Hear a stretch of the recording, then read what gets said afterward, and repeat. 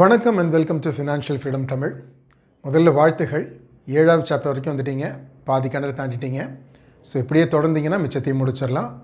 சரி, chapter 7 company analysis, business and governance. So இப்போ இதில் முதல்ல இந்த கம்பெனி அனாலிசிஸ்னுடைய முக்கியத்துவம் என்ன, ஃபண்டமெண்டல் அனாலிசிஸில் இதனுடைய முக்கியத்துவம் என்ன அப்படிங்கிறத முதல்ல பார்க்க போகிறோம். அப்புறம் இதை புரிஞ்சுக்கிறதுக்கு நம்ம முதல்ல வேரியஸ் பிஸ்னஸ் மாடல்ஸ் என்னென்ன இருக்குது அப்படிங்கிறத தெரிஞ்சுக்கணும். அப்போ தான் இந்த கம்பெனியை நம்ம அனலைஸ் பண்ண முடியும். அதுக்கப்புறமா இந்த கம்பெனியினுடைய காம்படிட்டிவ் அட்வான்டேஜஸ் என்ன, அதுக்கு முதல்ல அதனுடைய ப்ரைஸிங் பவர் எப்படி இருக்குது, அந்த ப்ரைஸிங் பவரை அவங்களால சஸ்டெயின் பண்ண முடியுதா அப்படிங்கிறத பார்க்கணும். இது போக வேறு என்ன முக்கியமான ஃபேக்டர்ஸ் இருக்குது, இந்த கம்பெனியினுடைய வெற்றியை தீர்மானிக்கக்கூடிய காரணிகள் என்ன இருக்குது அப்படின்னு பார்த்தா முக்கியமானது அதில் காம்படிட்டிவ் அட்வான்டேஜஸ், டிஃபரன்சியேஷன், இது போன்ற விஷயங்கள் வரும். அதே போல் இந்த செக்மெண்ட்டில் இந்த கம்பெனியை அனலைஸ் பண்ணுறதுக்கான ஒரு ஃப்ரேம்வொர்க், ஒரு ஸ்வாட் அனாலிசிஸும் நம்ம இந்த செக்மெண்ட்டில் பார்க்க போகிறோம். வாங்க நோட்ஸ்குள்ளே போயிடலாம். ஃபண்டமெண்டல் ரிசர்ச்சில் ஒரு கம்பெனி எப்படி அனலைஸ் பண்ண போகிறோம், அந்த கம்பெனி அனாலிசிஸில் நமக்கு எந்தெந்த கேள்விகளுக்கெல்லாம் பதில் தெரியணும் அப்படிங்கிறத இதில் முதல் கேள்வி, அந்த கம்பெனி என்ன பிஸ்னஸில் இருக்குது. இது ஓரளவுக்கு நம்ம அந்த கம்பெனியுடைய எந்த செக்டாரில் இருக்குது, எந்த இண்டஸ்ட்ரியில் இருக்குது அப்படின்னு நம்ம பார்க்கும்போதே ஓரளவுக்கு இதை புரிஞ்சிருப்போம். ஆனால் இதுதான் முதல் கேள்வி, அந்த கம்பெனியோட பிஸ்னஸ் என்ன, இதை நம்ம ஒரு அனலிஸ்ட் மிக தெளிவாக புரிஞ்சுக்கணும். அதுக்கு அடுத்தது இந்த கம்பெனியோட பிஸ்னஸ் மாடல் என்ன. ஸோ இந்த பிஸ்னஸ் மாடல்ங்கிறது இன்னும் கூட விரிவாக பார்ப்போம். இந்த நிறுவனத்துக்கு அதோட போட்டியாளர்களோட ஒப்பிடும்போது ஏதாவது என்ன சாதகங்கள் இருக்கு, அந்த போட்டியாளர்களை விட இவங்களுக்கு என்ன சாதகங்கள் இருக்கு, காம்படிட்டிவ் அட்வான்டேஜ் என்ன இருக்கு. இந்த நிறுவனம் புறச்சூழல்களில் இருக்கக்கூடிய வாய்ப்புகளை பயன்படுத்திக்கிற அளவுக்கு என்னென்ன திறமைகள் வச்சிருக்கு, அதே மாதிரி புறச்சூழல்களில் வரக்கூடிய சவால்களை சமாளிக்கிற அளவுக்கு எந்த அளவில் இவங்க வலுவா இருக்கிறாங்க, இதையும் நம்ம புரிஞ்சுக்கணும். இந்த கம்பெனியோட மேனேஜ்மெண்ட்டை எந்த அளவுக்கு திறமையானவங்க, அவங்க இந்த கம்பெனியை வளர்க்கறதுக்கு தேவையான வியூகங்களை எப்படி வகுக்கிறாங்க, அந்த வியூகங்களை எப்படி செயல்படுத்துறாங்க. ஸோ இதை பற்றி ஒரு புரிதல் வேணும். அதே போல இந்த கம்பெனிக்கு எப்படி ஒரு லாங் டேர்ம் கோல், ஒரு நீண்டகால குறிக்கோள்கள் எப்படி இருக்கு, நீண்டகால இலக்குகள் எப்படி இருக்கு, அதன் அடிப்படையில் எப்படி ஷார்ட் டேர்ம் கோல்ஸ் எப்படி வச்சிருக்கிறாங்க, அந்த ஷார்ட் டேர்ம் கோல்ஸை எப்படி அவங்க அச்சீவ் பண்ணிட்டு வராங்க. ஸோ ஒவ்வொரு காலாண்டுலையும் அவங்க எப்படி சில இலக்குகளை வைக்கிறாங்க, அந்த இலக்குகளை எப்படி அச்சீவ் பண்றாங்க. அதே போல இந்த நிறுவனத்தினுடைய நிர்வாகம் எப்படி நேர்மையாகவும் வெளிப்படையாகவும் நடக்குது. ஸோ இது போன்ற கேள்விகளுக்கு நம்ம விடை தேடுறது தான் இந்த சாப்டர்ல நம்ம பார்க்க போறோம். முதல்ல ஏற்கனவே நம்ம பேசினா அந்த பிசினஸ் மாடல் அப்படிங்கிறத விரிவாக என்னங்கிறது பார்ப்போம். ஒரு பிசினஸ் அப்படிங்கிறதுக்கு ஒரு பிசினஸ் மாடல் இருக்கும். பிசினஸ் மாடல் அப்படின்னா அது என்னங்கிறத பார்க்கறதுக்கு முன்னாடி அதோட முக்கியத்துவம் என்னங்கிறத பார்ப்போம். இப்போ பார்த்தீங்க அப்படின்னா ஒரு இன்னைக்கு பட்டியலிடப்பட்ட பங்குகள் இந்திய பங்கு சந்தையிலனா ஒரு 5000 நிறுவனங்களுக்கு மேல இருக்கு. இது எல்லாத்தையும் நம்ம புரிஞ்சுக்க முடியாது, புரியாத ஒண்ணுல முதலீடு செய்ய கூடவே கூடாது. ஸோ அப்ப நம்ம அந்த பிசினஸை புரிஞ்சுக்கிறதுங்கிறது பிசினஸ் மாடலை புரிஞ்சுக்கிறது தான், அதுதான் ரொம்ப முக்கியமானது. வாரன் பஃபெட் ஒரு தடவை சொன்னது, நல்ல உங்களோட அந்த பிசினஸ் மாடல் உங்களுக்கு நல்லா தெரியும் அப்படின்னா, ஒரு இன்வெஸ்டருக்கு பிசினஸ்கள் நல்லா புரியும் அப்படின்னா அவர் நிறைய கம்பெனிகள்ல முதலீடு தேவையில்லை. ஏன்னா அவருக்கு நல்லா புரிஞ்சுக்கிட்ட சில கம்பெனிகள்ல மட்டும் சரியான முதலீடுகளை அவர் மேற்கொண்டாருன்னா போதும், அவருக்கு நல்ல ரிட்டர்ன் கிடைக்கும் அப்படிங்கிறது தான். அது போல இன்னொரு மேனேஜ்மெண்ட் குரு டாக்டர் கேரி ஹாமெல் சொன்ன ஒரு விஷயம், சந்தையை பொறுத்த வரைக்கும் 2 நிறுவனங்களுக்குள்ள போட்டி அப்படிங்கிறது அவங்களுடைய ப்ராடக்ட் சர்வீஸ்க்கு இடையில போட்டிகள் இல்லை. அந்த போட்டிங்கிறது எதுல இருக்குதுன்னா பிசினஸ் மாடல்ல தான் இருக்கு. அதாவது ஒரே ப்ராடக்டை ஒரே சர்வீஸை கொடுக்கக்கூடிய 2 நிறுவனங்கள், இதுல ஒரு நிறுவனம் வெற்றி பெறதுக்கு வாய்ப்பு, ஒரு நிறுவனம் அவ்வளவு வெற்றி பெறலை அப்படின்னா அதுக்கு காரணம் அவங்களுடைய பிசினஸ் மாடல் அப்படிங்கிறத அவங்க சொல்றாங்க. ஸோ அப்போ இந்த பிசினஸ் மாடல் அப்படிங்கிறது என்ன அப்படின்னா அது வந்து ஒரு 3 அடிப்படை அம்சங்களை கொண்டது தான். இது நீங்க எளிதா புரிஞ்சுக்கணும் அப்படின்னா இன்டர்நெட்ல போய் பிசினஸ் மாடல் கேன்வாஸ் அப்படின்னு நீங்க கூகுள் பண்ணீங்கன்னா நிறைய பிசினஸ் மாடல் கேன்வாஸ் கிடைக்கும். அது ஒரு டெம்ப்ளேட் மாதிரி இருக்கும். அதுல நீங்க எந்த நிறுவனத்தை ஆராயிறீங்களோ, நீங்க அனலைஸ் பண்ணக்கூடிய கம்பெனியை அதுல நீங்க விளக்கமா எழுதிட்டே வந்தீங்க, அதுல கொடுத்துருக்க டெம்ப்ளேட் படி நீங்க ஃபில் பண்ணிட்டே இருந்தீங்கன்னா அந்த பிசினஸ் மாடலை பத்தி ரொம்ப ஒரு நல்ல ஒரு கிளாரிட்டி உங்களுக்கு கிடைக்கும். அது உங்களுக்கு ரொம்ப ஹெல்ப்ஃபுல்லா இருக்க முடியும். பொதுவாக அந்த பிசினஸ் மாடல்ல என்னென்ன அம்சங்களை பார்க்குறோம் அப்படிங்கிறத பார்க்குறோம்.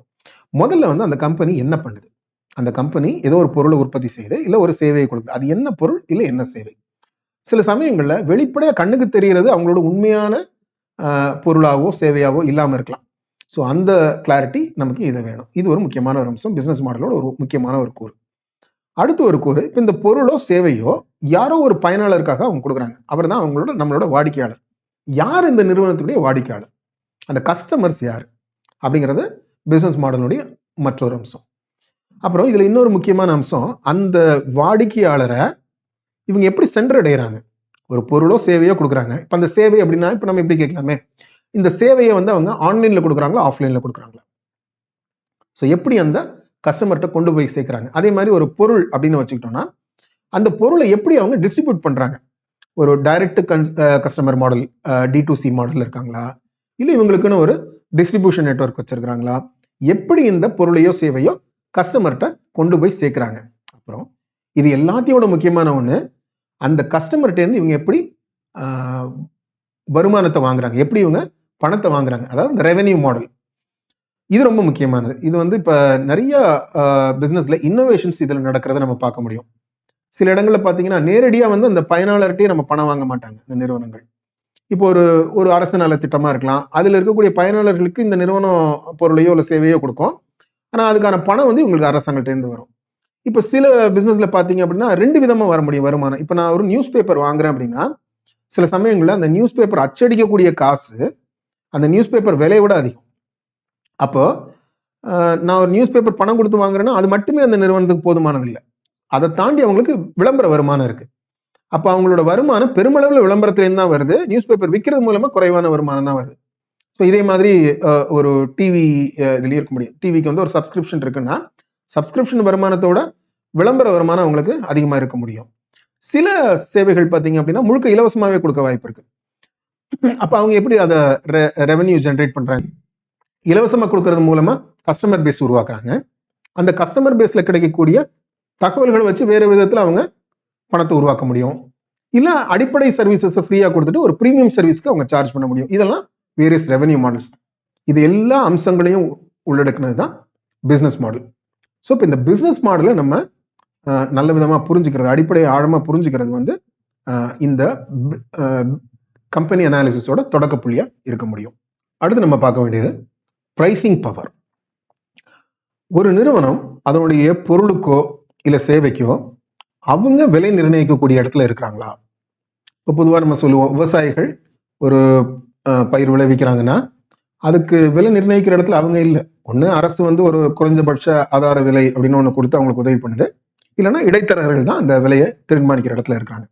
அப்படி இல்லாம ஒரு நிறுவனங்கிறது அவங்க பொருள் அல்ல சேவைக்கு அவங்க இண்டிபெண்டா விலையை நிர்ணயிக்கக்கூடிய அளவுல இருக்கணும். அதாவது அவங்களோட காம்படிட்டர்ஸ் என்ன பண்றாங்க அப்படிங்கிறதெல்லாம் பத்தி கவலைப்படாம இவங்களால அந்த விலையை தீர்மானிக்க முடியணும். அதுக்கு பேர் தான் பிரைசிங் பவர். இப்போ பிரைசிங் பவர் இருந்தா என்ன? பிரைசிங் பவர் இருந்தால் அவங்களுடைய லாபம் எந்த காலத்திலையும் பாதிக்கப்படாது. இப்ப திடீர்னு வந்து ஒரு சூழல் ஒரு அவங்களுடைய ரா மெட்டீரியல்ஸ் எல்லாம் விலை ஏறுது அப்படின்னா இவங்களால விலையை கூட்ட முடியும். ஸோ அப்போ அவங்களோட லாபம் எந்த விதத்திலையும் பாதிக்காம வச்சுக்க முடியும். இப்போ ஒருவேளை இவங்களோட காம்படிட்டர்ஸ் எல்லாமே விலையை குறைக்கிறாங்க அப்படின்னா கூட இவங்க விலையை குறைக்காம இருந்து இவங்களோட பிசினஸ் பாதிக்காம கூட பார்த்துக்க முடியும். ஸோ இதுதான் இந்த பிரைசிங் பவர். அந்த பிரைசிங் பவர் எப்போ வர முடியும், இல்லை அந்த பிரைசிங் பவரை எதெல்லாம் பாதிக்க முடியும்னு பார்த்தீங்கன்னா, முதல்ல நம்ம ஏற்கனவே பேசினதுதான் காம்படிஷன் இன்டென்சிட்டி இந்த இண்டஸ்ட்ரி. அதான் அந்த பர்டிகுலர் துறையில, அந்த குறிப்பிட்ட துறையில எவ்வளவு போட்டி இருக்கு, நிறைய போட்டியாளர்கள் இருக்கிறாங்க, காம்படிஷன் இன்டென்சிட்டி அதிகமா இருக்குது அப்படின்னா பிரைசிங் பவர் குறைவா இருக்க வாய்ப்பு இருக்கு. Price elasticity of the product. Price எலாஸ்டிசிட்டினா ஒரு பொருள் விலை ஏறுச்சுன்னா மக்கள் அதை வாங்குறது எவ்வளவு குறைக்கிறாங்க. இப்ப அதிகமான பிரைஸ் எலாஸ்டிசிட்டி இருக்குன்னா அந்த பொருள் விலை ஏறிச்சுன்னா அந்த பொருளை வாங்குறது குறைச்சிருவாங்க. ஏதோ ஒரு லக்ஸுரி ப்ராடக்டா இருக்கலாம், ஒரு என்டர்டைன்மெண்ட்டுக்கான ஒரு விஷயமா இருக்கலாம். அப்படின்னா விலை ஏறிச்சு அப்படின்னா மக்கள் அதை வாங்குறத குறைச்சிருவாங்க. அதாவது பிரைஸ் எலாஸ்டிசிட்டி அதிகமா இருக்கிற பொருள்ல அது வந்து நம்ம பிரைசிங் பவரை பாதிக்கும். அதே மாதிரி நம்முடைய பொருள் வந்து ஒரு ஹைலி கமாடிடைஸ்டா இருக்கு. அதாவது இந்த பொருளுக்கு காம்படிட்டரோட பொருள்ல இருந்து மிகப்பெரிய ஒரு டிஃபரன்சியேஷன் இல்லை, எல்லாம் ஒரே மாதிரியான பொருள் தான், எல்லாம் ஒரே மாதிரியான தரம் தான் அப்படின்னு இருக்குது அப்படின்னா அப்பவும் நமக்கு மிகப்பெரிய ஒரு பிரைசிங் பவர் இருக்க முடியாது. ஸோ இந்த மாதிரியான சூழல்ல நமக்கு பிரைசிங் பவர் இருக்கும் அப்படின்னா, ஒருத்தர் இண்டஸ்ட்ரி லீடரா இருக்கிறாரு, அவர் வந்து ஒரு இண்டஸ்ட்ரியில அந்த செக்டார் லீடரா இருக்கிறாரு அப்படின்னா அவருக்கு ஆப்வியஸ்லி அவருக்கு பிரைசிங் பவர் நல்லா இருக்கும். அதே மாதிரி அவர் ஒரு ஸ்ட்ராங் பிராண்ட் வச்சிருக்காரு, அவரோட பிராண்ட் வந்து ரொம்ப ஸ்ட்ராங்கா இருக்கு அப்படின்னு சொன்னாலும் அவருக்கு வந்து பிரைசிங் பவர் பெட்டரா இருக்க முடியும். ஸோ இது வந்து ஒரு சாதகமான பிரைசிங் பவர் இருக்கிறதுங்கிறது வந்து லாபத்தை உறுதி செஞ்சக்கூடிய ஒரு விஷயம். அடுத்து நம்ம பார்க்க வேண்டியது காம்படிட்டிவ் அட்வான்டேஜ். அதாவது ஒரு இண்டஸ்ட்ரியில மற்ற நிறுவனங்களும் இதே பொருள்களை இதே சேவைகளை செய்யுது. அப்ப அவங்கள விட நமக்கு என்ன சாதகங்கள் இருக்கு, அவங்கள விட நமக்கு வந்து இந்த போட்டியில எவ்வளவு சாதகங்கள் இருக்கு அப்படிங்கறது பார்க்கறது தான். இது வந்து ஒரு 3 முக்கியமான ஒரு அம்சங்களை பார்க்கலாம். அதை விரிவா பார்ப்போம். முதல்ல அந்த பேர்கள் என்னன்னா டிஃபரன்சியேஷன் இன் ப்ராடக்ட் ஃபியூச்சர்ஸ், அப்புறம் competitive pricing and better execution. So product differentiation அப்படின்னா என்ன அப்படின்னா, ஒரே விதமான பொருள் தான் நம்மளும் செய்யறோம், அவரும் செய்யறாரு, என்னோட போட்டியாளரும் செய்யறாரு. ஆனா என்னோட பொருள்ல அதிகமான விஷயங்கள் இருக்கு, அவரை விட என்னோட பொருள்ல தனித்துவமான அம்சங்கள் இருக்கு. அப்படின்னா நம்மால வந்து ஒரு நமக்கு ஒரு அவரை விட நமக்கு வந்து போட்டி போடக்கூடிய திறன் அதிகமா இருக்குன்னு நம்ம சொல்லலாம். ஸோ ஒரு எக்ஸாம்பிளுக்கு நம்ம இப்படி எடுப்போமே, ஒரு என்ட்ரி லெவல் கார் அப்படின்னு எடுப்போம். So 2 company entry level car பண்றாங்க. இப்போ ஒருத்தர் வந்து நிறைய சேஃப்டி ஃபீச்சர்ஸ் வச்சிருக்காரு, நிறைய என்டர்டைன்மெண்ட் ஃபீச்சர்ஸ் வச்சிருக்காரு, டச் ஸ்கிரீன் வச்சிருக்காரு, நிறைய டிஜிட்டல் ஃபீச்சர்ஸ் வச்சிருக்காரு. அப்படின்னா அந்த ஒரு பொருளை வந்து மக்கள் விரும்ப வாய்ப்பு இருக்கு காம்படிட்டரை விட. ஸோ இது ஒரு காம்படிட்டிவ் அட்வான்டேஜா இருக்கும். ஸோ இந்த ப்ராடக்ட் டிஃபரன்சியேஷன் பண்றதுக்கு முதல்ல அந்த நிறுவனங்கள்ல வந்து ஒரு இன்னோவேட்டிவ் கல்ச்சர் இருக்கும். புதுமையான விஷயங்களை உருவாக்குறதுக்கான ஒரு கல்ச்சர் அந்த நிறுவனத்துல இருக்கும். அது போக அவங்கள்ட்ட R&D டிபார்ட்மெண்ட் ஸ்ட்ராங்கா இருக்கணும். அடுத்த காம்படிட்டிவ் அட்வான்டேஜ் அப்படிங்கிறது காம்படிட்டிவ் பிரைசிங். இப்போ இந்த காம்படிட்டிவ் பிரைசிங் அப்படிங்கிறது அவ்வளவு ஆரோக்கியமானது ஒன்று இல்லை. நம்ம இந்த இண்டஸ்ட்ரி அனாலிசிஸ்லேயே பார்த்தோம், ஒரு நிறுவனம் கஸ்டமரை ஈர்க்கிறது வெறுமன குறைவான விலையை மட்டுமே வச்சு அப்படின்னா அது ஒரு ஆரோக்கியமானது இல்லை. அது அந்த இண்டஸ்ட்ரியில நிறைய பிரைஸ் வாரை கிரியேட் பண்ணி கடைசியில் அந்த இண்டஸ்ட்ரியோட அழிவுக்கே போகும். அதாவது அந்த இண்டஸ்ட்ரியில் இருக்கக்கூடிய எந்த நிறுவனமுமே லாபம் சம்பாதிக்க முடியாம போகும் அப்படின்னு பார்த்தோம். இதுல ஒரு சின்ன வேறுபாடு இருக்கு. இந்த காம்படிட்டிவ் பிரைசிங், அதாவது இந்த அளவுக்கு குறைவா நம்மால கொடுக்க முடிகிறது, விலை கொடுக்க முடிகிறதுங்கிறது வந்து எதுல இருந்து வருது அப்படிங்கிற ஒரு கேள்வியை நம்ம பார்க்கணும். இப்போ ஒருவேளை இந்த கம்பெனிக்கு நிறைய ஆபரேஷனல் எஃபிஷியன்சி இருக்கு, அவங்களால குறைஞ்ச விலைக்கு இதை உற்பத்தி செய்ய முடியும் அப்படிங்கிற மாதிரி ஒரு சூழல் இருக்கு அப்படின்னா, அது மூலமா இவங்க பொருளுடைய விலையை குறைக்க முடியும். அப்படின்னா அப்படிப்பட்ட ஒரு சூழல்ல இவங்களால விலை குறைக்க முடியும், ஆனா இவங்களோட காம்படிட்டர்னால விலையை குறைக்க முடியாது, அவங்க லாபத்தை இழக்காம விலையை குறைக்க முடியாது. அப்படிப்பட்ட ஒரு சூழல்ல அந்த காம்படிட்டிவ் பிரைசிங் அப்படிங்கிறது ஒரு காம்படிட்டிவ் அட்வான்டேஜா இருக்க முடியும். ஸோ கடைசி விஷயம் காம்படிட்டிவ் அட்வான்டேஜ்ல எக்ஸிகியூஷன். இப்போ ஒரு நிறுவனம் எவ்வளவு திறமையா செயல்படுது, அதாவது அவங்க ஒரு மார்க்கெட்டிங் ஸ்ட்ராட்டஜியா இருக்கலாம், அதை எவ்வளவு திறமையா வகுக்கிறாங்க, அதே போல அவங்களோட சேல்ஸ் ப்ராசஸ் அது எவ்வளவு எஃபிஷியண்டா இருக்கு, இல்லை அவங்க வந்து கஸ்டமரை எந்த அளவுக்கு திருப்திப்படுத்துறாங்க, கஸ்டமர் டிலைட், கஸ்டமருக்கு எப்படி ஒரு நல்ல ஒரு எக்ஸ்பீரியன்ஸை கொடுக்குறாங்க. அவங்க ஒரு குறிப்பாக அவங்க ஒரு சேவை துறையில் இருக்கிறாங்க அப்படின்னா கஸ்டமருக்கான எப்படி ஒரு நல்ல எக்ஸ்பீரியன்ஸ் கொடுக்குறாங்க. ஸோ இதெல்லாம் அந்த எக்ஸிகியூஷன், அந்த எக்ஸிகியூஷன்ல இருக்கக்கூடிய ஒரு அவங்களுடைய தனித்துவமான சிறப்பும் அந்த காம்படிட்டர்ஸ்டேருந்து ஒரு அட்வான்டேஜுக்கு இவங்களுக்கு கொடுக்கும். அடுத்து நம்ம பார்க்க போறது SWOT அனாலிசிஸ். SWOT அனாலிசிஸ் அப்படிங்கிறது ஒரு டெக்னிக், ஒரு அனாலிசிஸ் ஃப்ரேம் ஒர்க். இது வந்து கம்பெனிஸ் அனலைஸ் பண்றதுக்கு நம்ம பயன்படுத்தலாம். இது நம்ம சில பேருக்கு ஏற்கனவே தெரிஞ்சிருக்கலாம். இது ஒரு நம்ம ஒரு இண்டிவிஜுவலுக்கும் செய்ய முடியும், ஒரு இண்டிவிஜுவலுக்கும் ஒரு SWOT அனாலிசிஸ் பண்ண முடியும். இப்போ நம்ம பார்க்க போறது ஒரு கம்பெனிக்கு இதை எப்படி பண்ண போறோம் அப்படிங்கிறத. முதல்ல இது SWOT அப்படிங்கிறது ஒரு அக்ரானிம், ஒரு சுருக்கம். எதோட சுருக்கம்னா strengths, weaknesses, opportunities and threats. இதனுடைய சுருக்கம் தான் SWOT. இப்போ நீங்க கவனிச்சு பார்த்தீங்கன்னா ஸ்ட்ரென்த் அண்ட் வீக்னஸ் இந்த ரெண்டுமே ஒரு கம்பெனியோட இன்டர்னல் ஆன விஷயங்கள், ஒரு கம்பெனிக்கு மட்டுமே உரிய விஷயங்கள். ஆப்பர்ச்சுனிட்டிஸ் அண்ட் த்ரெட்ஸ் அப்படிங்கிறது இந்த கம்பெனியுடைய புற சூழல்கள், அந்த எக்ஸ்டர்னல் என்வாயன்மெண்ட்ல இருக்கக்கூடிய விஷயங்கள். இந்த எக்ஸ்டர்னல் என்வாயன்மெண்ட்ங்கிறது அவங்க ஆப்ரேட் பண்ணக்கூடிய மார்க்கெட்டா இருக்கலாம், இல்ல எக்கானமியா இருக்கலாம், இல்ல அவங்க அந்த ஆப்ரேட் பண்ணக்கூடிய இண்டஸ்ட்ரியா இருக்கலாம். ஸோ அந்த புற சூழல்கள் எதுவோ இந்த கம்பெனிக்கு வெளியே இருக்கக்கூடிய காரணிகள், அதுல இருந்து தான் ஆப்பர்ச்சுனிட்டிஸ் அண்ட் த்ரெட்ஸ் இருக்கு. இந்த SWOT அனாலிசிஸ் நீங்க 2 விதமா செய்ய முடியும். ஒன்று வந்து ஸ்ட்ரென்த்ஸ் அண்ட் வீக்னஸஸ் முதல்ல பார்த்துட்டு, அப்புறம் வெளியே இருக்கக்கூடிய புற சூழலில் இருக்கக்கூடிய ஆப்பர்ச்சுனிட்டிஸ் அண்ட் த்ரெட்ஸுக்கு இது எப்படி பொருத்தமா இருக்கு, இல்லை இதுக்கு ஏற்ற மாதிரி நமக்கு என்ன வாய்ப்புகள் இருக்கு அப்படிங்கிறத பார்க்கறது. இல்ல ஆப்பர்ச்சுனிட்டிஸ் அண்ட் த்ரெட்ஸை முதல்ல புரிஞ்சுக்கிட்டு அந்த இடத்துல இந்த கம்பெனி இந்த ஸ்ட்ரென்த் அண்ட் வீக்னஸோட எப்படி பெர்ஃபார்ம் பண்ணும் அப்படிங்கிறத அனலைஸ் பண்றது. ஸோ இந்த 2 முறைகளுமே சரிதான், ஆனா இது யாருக்கு எது பொருத்தமா இருக்கும் அப்படிங்கிறத பார்க்கணும். முதல்ல இந்த ஸ்ட்ரென்த் அண்ட் வீக்னஸை பார்க்கறது அப்படிங்கிறது வந்து ஒரு கம்பெனியால தான் பண்ண முடியும். ஏன்னா அவங்களுக்கு தான் அவங்கள பத்தி அதிக தகவல்கள் தெரியும். அவங்க தான் அந்த ஸ்ட்ரென்த்தையும் வீக்னஸையும் அவங்க சரியா அனலைஸ் பண்ண முடியும். அதை பண்ணிட்ட பிறகு அவங்க ரெண்டாவது கட்டமா புறச்சூழல் இருக்க எக்ஸ்டர்னல் என்வரான்மெண்ட்ல இருக்கக்கூடிய ஆப்பர்ச்சுனிட்டிஸையும் த்ரெட்ஸையும் பார்த்து அதுக்கேற்ற மாதிரி நம்ம எப்படி பயன்படுத்திக்கலாம், அந்த ஆப்பர்ச்சுனிட்டிஸை எக்ஸ்ப்ளாய்ட் பண்றது, இல்லை இந்த த்ரெட்ஸை எப்படி மிட்டிகேட் பண்றது அப்படிங்கிறத அவங்க பார்த்துக்க முடியும். ஆனா பொதுவாக நம்ம ஒரு இன்வெஸ்டராவோ அனலிஸ்டாவோ வெளியிருந்து பார்க்கும்போது முதல்ல நம்ம வந்து ஆப்பர்ச்சுனிட்டி த்ரெட்டை பார்க்கறது தான் சரியா இருக்க முடியும். ஏன்னா நம்மளோட ஃப்ரேம் ஒர்க்கும் இந்த இஏசி ஃப்ரேம் ஒர்க்ல முதல்ல எக்கனாமி பார்க்குறோம், அப்புறம் இண்டஸ்ட்ரியை பார்க்குறோம், அப்புறமா கம்பெனி பார்க்குறோம். ஸோ இப்போ நம்ம இந்த கம்பெனியை பார்க்கறதுக்கு வர்றதுக்கு முன்னாடியே நம்ம எக்கானமியோட சுச்சுவேஷனை பார்த்துட்டோம். அப்புறம் இந்த பர்டிகுலர் இண்டஸ்ட்ரியோட புரிதலையும் நம்ம எடுத்துக்கிட்டோம். அதுக்கப்புறம் நம்ம கம்பெனியை பார்க்கறதுனால முதல்ல அந்த புறச்சூழலில் இருக்கக்கூடிய ஆப்பர்ச்சுனிட்டிஸ் என்ன, த்ரெட்ஸ் என்னன்னு பார்த்துட்டு அதுக்கு இந்த கம்பெனி அவங்களுக்கு இருக்கக்கூடிய ஸ்ட்ரென்த் அண்ட் வீக்னஸஸோட பொருத்தமா இருக்குமா, இவங்களுக்கு வளர்றதுக்கான வாய்ப்புகள் இருக்கா அப்படிங்கிறத நம்ம கணிக்கலாம். ஸோ இதை கொஞ்சம் டீட்டெயிலாக நம்ம பார்க்கலாம். முதல்ல ஸ்ட்ரென்த்ங்கிறது என்ன? ஸோ ஒரு கம்பெனிக்கு எது எதெல்லாம் சாதகமான அம்சமா இருக்க முடியும், எது எதெல்லாம் அவங்களுக்கு வலு சேர்க்க முடியும் அப்படின்னு பார்த்தா முதல்ல வந்து அவங்களுடைய நிதி நிலைமை, ஃபினான்ஷியல் பொசிஷன் ஸ்ட்ராங்கா இருக்குது அப்படின்னா அது மிக முக்கியமான ஒரு ஸ்ட்ரென்த். அது போக அவங்கள்ட்ட நிறைய டெக்னாலஜிக்கல் அட்வான்ஸ்மெண்ட் இருக்கு, அதாவது காப்புரிமைகள், இன்டெலெக்சுவல் ப்ராப்பர்ட்டிஸ் இருக்கு, அந்த மாதிரியான பேட்டன்ட், அந்த மாதிரியான விஷயங்கள் இருக்கு, அது ஒரு ஸ்ட்ரென்த்தா இருக்க முடியும். லோ கஸ்டமர் கான்சென்ட்ரேஷன் என்ன அர்த்தம் அப்படின்னா அவங்களுடைய கஸ்டமர்கள் பரவலா இருக்கிறாங்க, அவங்க வந்து பல பேர்கிட்ட இருந்து அவங்களுக்கு வருமானம் வருது, ஒரு குறிப்பிட்ட செக்ஷன் ஆஃப் கஸ்டமர்ஸ் இருந்து அதிக வருமானம் அப்படின்லாம் இல்லாம பரவலா இருக்கு வருமானம், அது ஒரு பாதுகாப்பானது, அது ஒரு strength. Low cost or high margins, அவங்களுக்கு வந்து குறைவான செலவில் உற்பத்தி செய்ய முடியுது, இல்லை அவங்களுக்கு வந்து போட்டிகள் இல்லை அந்த துறையில, அதனால அவங்களுக்கு அதிக மார்ஜின், அதிக லாபம் வைக்க முடியுது, இதெல்லாம் அவங்களோட ஸ்ட்ரென்த்தா இருக்க முடியும்.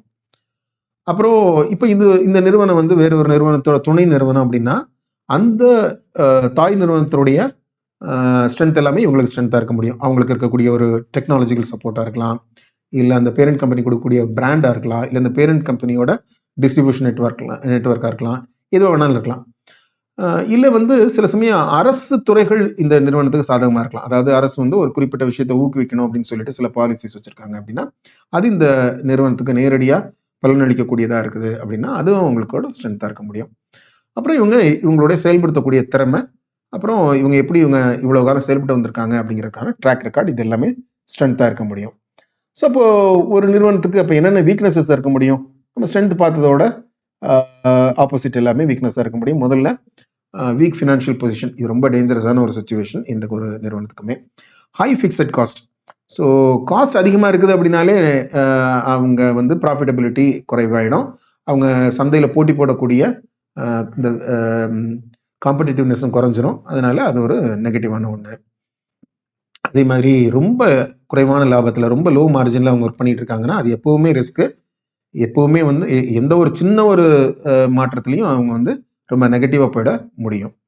ஹை கஸ்டமர் கான்சன்ட்ரேஷன்னா இவங்களோட பெரும்பாலான வருமானம் மிக குறைவான கஸ்டமர்ஸ்டேருந்து வருது. இது ஏன் வீக்னஸ் அப்படின்னு பார்க்குறோம்னா அதில் ஏதாவது ஒரு கஸ்டமர் வந்து இவங்களை விட்டுட்டு இவங்களோட போட்டியாளர்கிட்ட போயிட்டாருனாலும் இவங்களுக்கு வருமானம் பெருசாக அடி வாங்கும், அது ஒரு சிக்கல் இருக்கு. அப்புறம் வேறு ஏதாவது லீகல் கேசஸ் ஆல்ரெடி இருக்கா இவங்க மேலே, அதில் வந்து ஏதாவது இவங்களோட தரப்பு தோற்கிற மாதிரியான ஒரு நிலைமை இருக்கா, அது எல்லாமே வீக்னஸஸ். அப்புறம் இந்த லீடர்ஷிப்புக்கு போதுமான எக்ஸ்பீரியன்ஸ் இல்லை, இந்த பர்டிகுலர் இண்டஸ்ட்ரியில் போதுமான எக்ஸ்பீரியன்ஸ் இல்லை, இல்லை இப்போ இருக்கக்கூடிய சூழலுக்கு இவங்க வகுத்திருக்க வியூகத்தை செயல்படுத்துறதுக்கான திறமைகள் இவங்கள்ட்ட இல்லை, அது எல்லாமே வீக்னஸாக இருக்க முடியும். சரி, இப்போ அடுத்து நம்ம பார்க்க போகிறது புறச்சூழல்களில் இருக்கக்கூடிய விஷயம். புறச்சூழல்கள் என்ன ஆப்பர்ச்சுனிட்டி என்னவா இருக்க முடியும் அப்படின்னு பார்த்தீங்கன்னா இப்போ நம்ம சில எக்ஸாம்பிள்ஸோட பார்க்கலாம். இப்போ இது வந்து நம்ம எக்ஸ்டர்னல் என்விரான்மெண்ட்ல இருக்கக்கூடிய வாய்ப்புகள் என்னென்ன இருக்கு அப்படின்னா, இப்போ ஒரு எக்ஸாம்பிள் பார்த்தோம் அப்படின்னா கோவிட் வந்தப்ப நிறைய நாடுகள் அவங்களோட உற்பத்தியை வந்து சைனாவை மட்டுமே நம்பி இருக்க முடியாது, சைனா +1 அப்படிங்கிற ஒரு முடிவுக்கு வந்தாங்க. சைனா தவிர்த்து இன்னொரு நாட்டிலையும் என்னோட உற்பத்தி நடக்கணும் அப்படின்னா அப்போ அது வந்து இந்தியா, வியட்நாம் போன்ற நாடுகளுக்கு அது வாய்ப்பு கொடுத்துச்சு. அதே மாதிரி ஒரு டெக்னாலஜி வருது, அது ஒரு வாய்ப்புகளை கொடுக்க முடியும். இப்போ ஒரு பேட்டரி டெக்னாலஜி இம்ப்ரூவ் ஆகுது அப்படின்னா எலக்ட்ரிக் வெஹிக்கிள் இண்டஸ்ட்ரிக்கு, அதில் இருக்கக்கூடிய ஒரு கம்பெனிக்கு அது ஒரு நல்ல ஒரு வாய்ப்பாக இருக்க முடியும். சில சமயங்களில் வந்து என்ன சொல்றது, ஒரு கவர்மெண்ட் ரெகுலேஷன்ஸ்னால கூட சில வாய்ப்புகள் உருவாக்கப்படலாம். இப்போ ஒரு கவர்மெண்ட் வந்து இப்போ ஜிஎஸ்டி அப்படிங்கிற ஒரு விஷயத்தை கொண்டு வராங்க. அப்போ ஜிஎஸ்டின்னு வரும்போது அப்போ அந்த ஜிஎஸ்டியை ப்ராசஸ் பண்ணுறதுக்கு தேவையான சாஃப்ட்வேர் பண்ணக்கூடிய கம்பெனிகள், அவங்களுக்கெல்லாம் வந்து ஒரு அந்த அந்த மாதிரியான கம்பெனிகளுக்கு அது ஒரு நல்ல ஒரு வாய்ப்பாக இருக்க முடியும். கொஞ்சம் பழைய எடுத்துக்காட்டு பார்க்கணும் அப்படின்னா 2000 Y2K ப்ராப்ளம் வந்தது. அப்போ நிறைய அமெரிக்க நிறுவனங்கள் வந்து அவங்களோட சாஃப்ட்வேர் அப்டேட் பண்ணுறதுக்காக இந்தியன் ஐடி கம்பெனிஸை அணுக வேண்டியிருந்தது. அது இந்திய ஐடி துறைக்கே வந்து மிகப்பெரிய ஒரு வளர்ச்சியை கொடுத்துச்சு.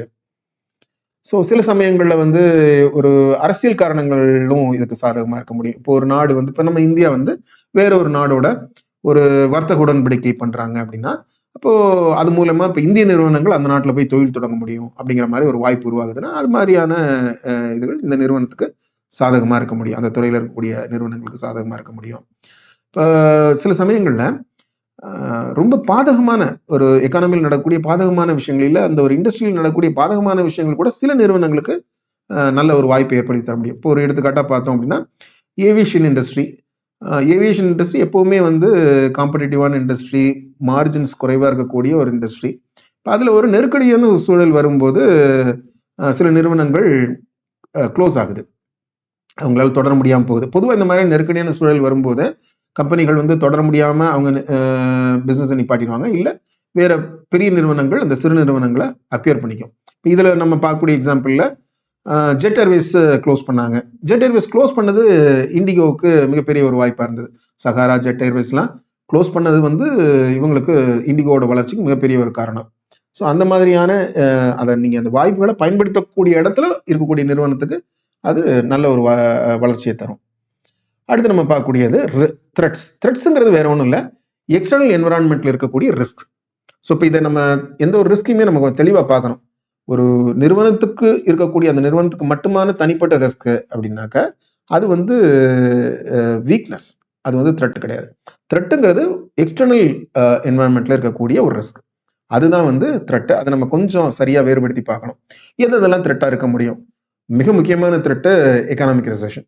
ஒரு பொருளாதாரத்தில் ஒரு மந்த நிலை வருது, ஒரு தேக்க நிலை வருது அப்படின்னா அது பெரும்பாலும் எல்லா நிறுவனங்களையுமே பாதிக்கக்கூடியது தான்.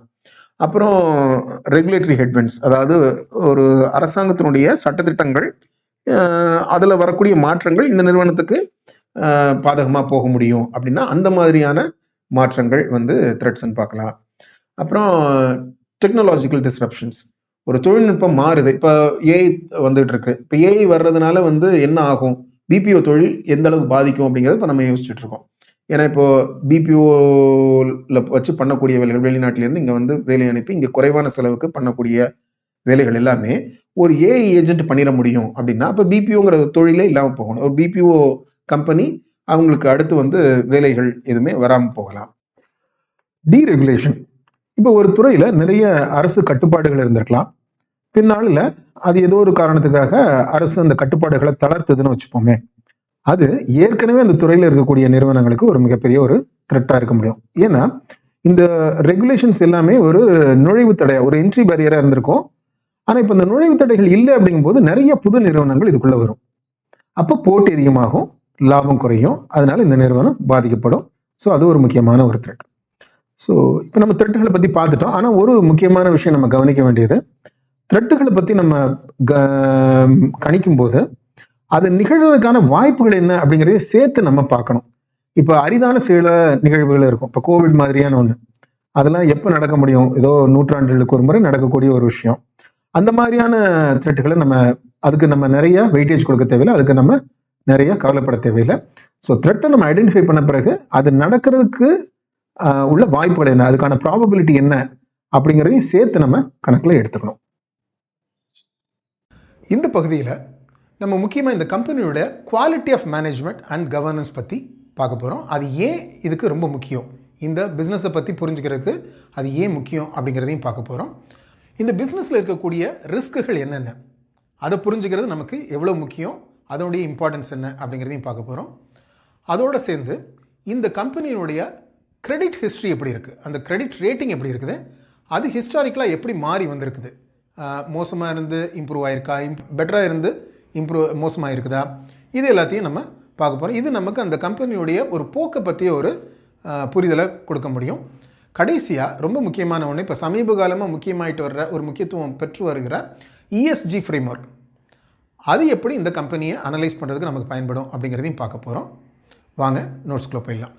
ஒரு நிறுவனத்தினுடைய மேனேஜ்மெண்ட் எப்படி இருக்கு, அதனுடைய கவர்னன்ஸ் ஸ்ட்ரக்சர் எப்படி அது நிர்வகிக்கப்படுது அப்படிங்கிறத நம்ம பார்க்குறது ரொம்ப முக்கியமானது. முதல்ல இது ஒரு வித்தியாசத்தை புரிஞ்சுக்கணும். எந்த ஒரு ப்ரொஃபஷனல் கம்பெனிலையும் ஓனர்ஷிப்புக்கும் மேனேஜ்மெண்ட்டுக்கும் ஒரு வித்தியாசம் இருக்கும்.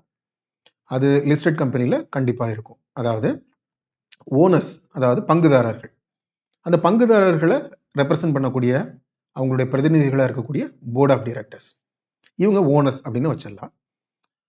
இதை தவிர்த்து ஆனால் இந்த கம்பெனியை ரன் பண்ணக்கூடியவங்க, இதை நிர்வகித்து நடத்தக்கூடியவங்க, டே டு டே ஆப்ரேஷன்ஸ் பார்க்கக்கூடியவங்க ப்ரொஃபஷனல் மேனேஜர்ஸ் இருப்பாங்க. ஸோ அது யாரோட தலைமையில் இருப்பாங்கன்னா சிஇஓ, அவருக்கு கீழே அந்த டாப் மேனேஜர்ஸ் இருப்பாங்க. இல்லை சில கம்பெனிகளில் மேனேஜிங் டைரக்டர், அவருக்கு கீழே அந்த மேனேஜ்மெண்ட் வரும். இந்த மேனேஜ்மெண்ட் இவங்க வந்து யாருக்கு ரிப்போர்ட் பண்ணுவாங்க அப்படின்னா போர்டுக்கு ரிப்போர்ட் பண்ணுவாங்க. அதாவது இவங்க வந்து ஓனர்ஸுக்கு பதில் சொல்ல கடமைப்பட்டவங்க. ஸோ இப்போ அல்டிமேட் கண்ட்ரோல் அப்படிங்கிறது போர்ட்டை தான் இருக்க போகுது, அதாவது பங்குதாரர்கள்ட்ட தான் இருக்க போகுது. அவங்களுக்காக இந்த அவங்க சார்பாக இந்த கம்பெனியை திறம்பட நடத்தக்கூடியவங்க தான் இந்த ப்ரொஃபஷனல் மேனேஜர்ஸ். ஸோ இப்போ இதில் வந்து ஒரு ஏஜென்சி ரிஸ்க். ஏஜென்சி ரிஸ்க்னா என்ன அர்த்தம்னா, நீங்கள் பொறுப்பு ஒருத்தட்ட கொடுத்துருக்குறீங்க, அவர் உங்களோட நன்மைக்காக வேலை செய்ய கடமைப்பட்டவர், ஆனால் அவர் அப்படி செய்கிறாரா அப்படிங்கிறது ஒரு ரிஸ்க். அதுதான் ஏஜென்சி ரிஸ்க். இப்போ இந்த பங்குதாரர்கள் அந்த மேனேஜ்மெண்ட்டை வேலைக்கு வச்சிருக்காங்க, சம்பளம் கொடுத்து வேலைக்கு வச்சிருக்காங்க. பங்குதாரர்களுக்காக அவங்க இந்த நிறுவனத்தை வளர்த்து லாபத்துக்கு கொண்டு வருவாங்க அப்படிங்கிறதுக்காக. அது அப்படி இல்லாம அவங்களோட நோக்கத்துக்காக, பங்குதாரர்களோட பெனிஃபிட்டுக்காக இல்லாம அவங்களுக்கு ஒரு சின்ன ஒரு ஷார்ட் டர்ம் கெயின் அந்த மாதிரி பண்ணிடுறாங்கனோ, இல்லை அவங்க திறமை குறைவா ஏதாவது விஷயங்களை பண்ணிடுறாங்களானோ, அதுதான் அந்த ஏஜென்சி ரிஸ்க். இதை சரி பார்க்க வேண்டிய ஒரு கடமை இருக்கு. ஸோ முதல்ல அந்த மேனேஜ்மெண்ட்டுடைய திறமையை நம்ம எப்படி சரி பார்க்கறது, இவாலுவேட்டிங் த மேனேஜ்மெண்ட் காம்படன்சி, இது எப்படிங்கிறத பார்ப்போம். முதல்ல இந்த டாப் மேனேஜ்மெண்ட், அந்த கம்பெனியோட டாப் மேனேஜ்மெண்ட்னா யாருன்னா அந்த சிஓலேருந்து தொடங்குது. அது போக சீஃப் எக்ஸிகூட்டிவ் ஆஃபீஸர், அது போக chief finance officer CFO, chief operating officer, இவங்க எல்லாமே C level officer, C sweet அப்படின்னு சொல்லக்கூடிய அந்த சிஎக்ஸ்ஓ லெவலில் இருக்கக்கூடிய எல்லாமே டாப் மேனேஜ்மெண்ட் ஆட்கள் தான். ஸோ அவங்களுடைய எஃபிஷியன்சி எப்படி இருக்குது அப்படிங்கிறத நம்ம எப்படி தெரிஞ்சுக்கலாம் அப்படிங்கிறத முதல்ல நம்ம பார்க்கணும்.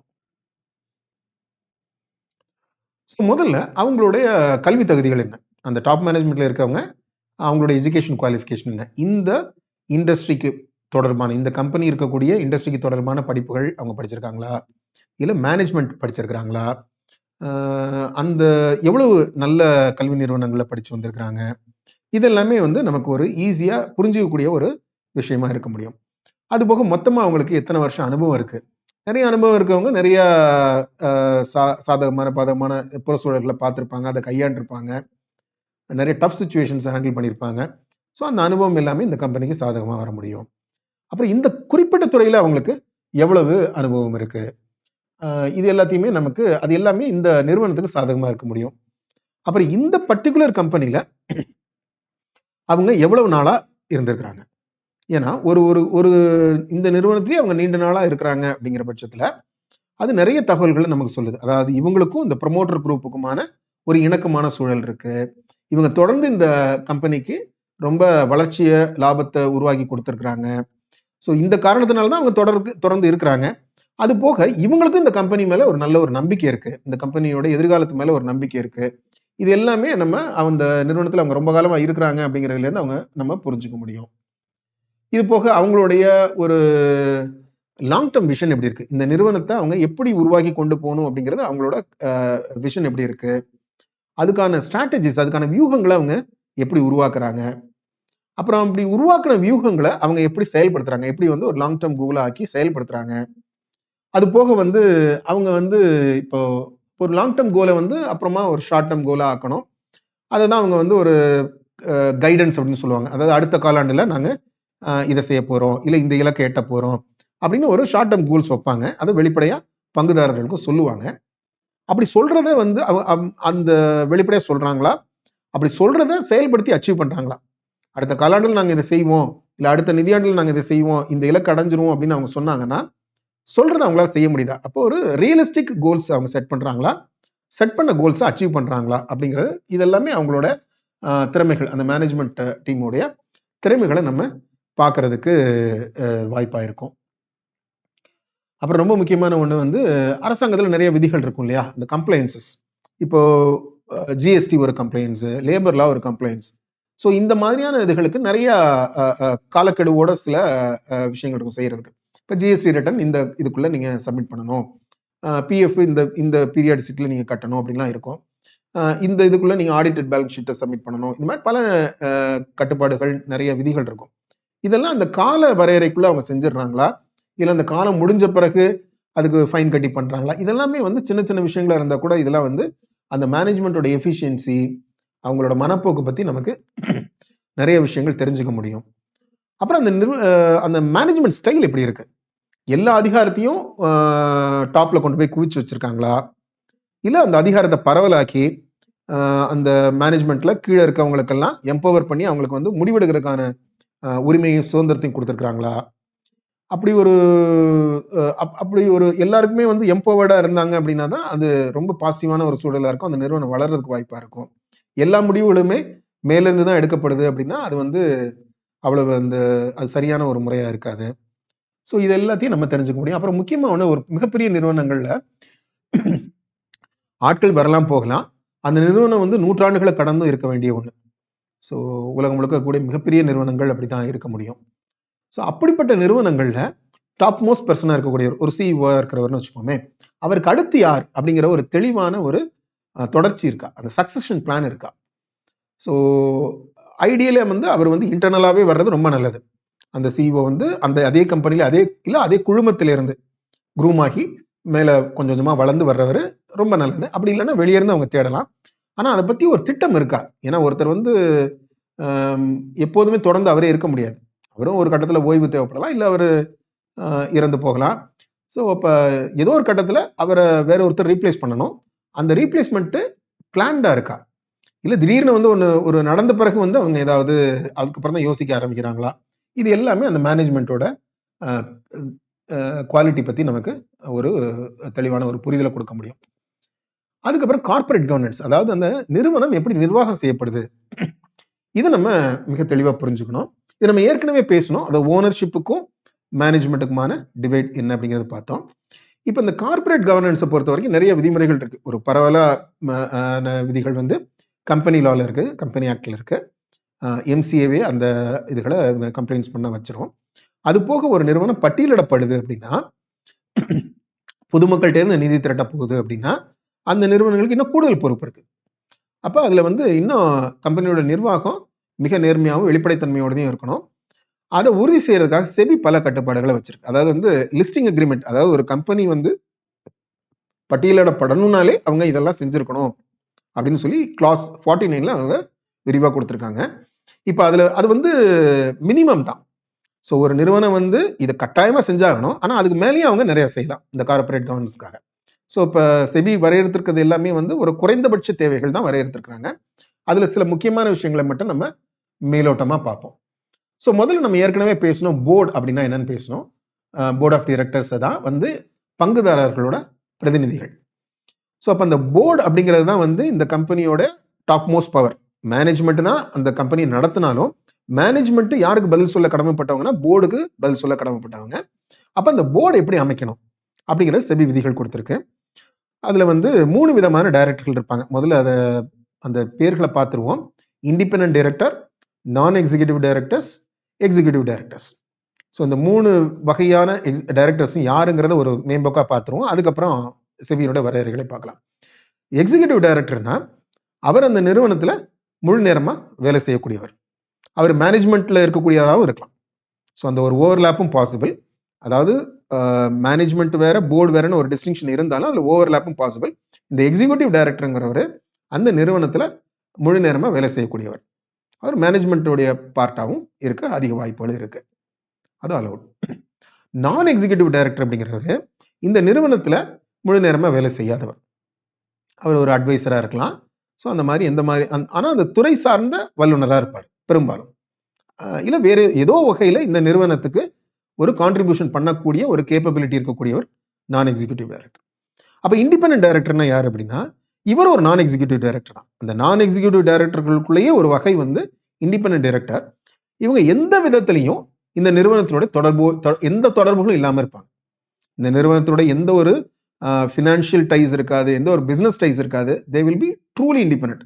அவங்க இந்த நிறுவனத்துக்கு வந்து அவங்க கொடுக்கக்கூடிய ஆலோசனைகளுக்கு, அவங்க செலவு செய்யக்கூடிய நேரத்துக்கு ஒரு ஃபீ வாங்கிப்பாங்க. சிட்டிங் ஃபீ அப்படின்னு சொல்லுவாங்க. அந்த ஃபீ வந்து சார்ஜ் பண்ணுவாங்க. அது மட்டும்தான் அவங்களுக்கு இந்த நிறுவனத்துக்குமான தொடர்பு. ஸோ அப்படி ஒரு இண்டிபெண்டன்ஸ் இருக்கும்போது தான் இந்த கவர்னன்ஸ்ல வந்து நிறைய சாதகமான விஷயங்கள் வர முடியும் அப்படிங்கிறது. அதுக்காக தான் செபி இந்த வரையறைகளை கொண்டு வந்திருக்கு. சரி, இப்போ வரையறைகளை பார்ப்போம்.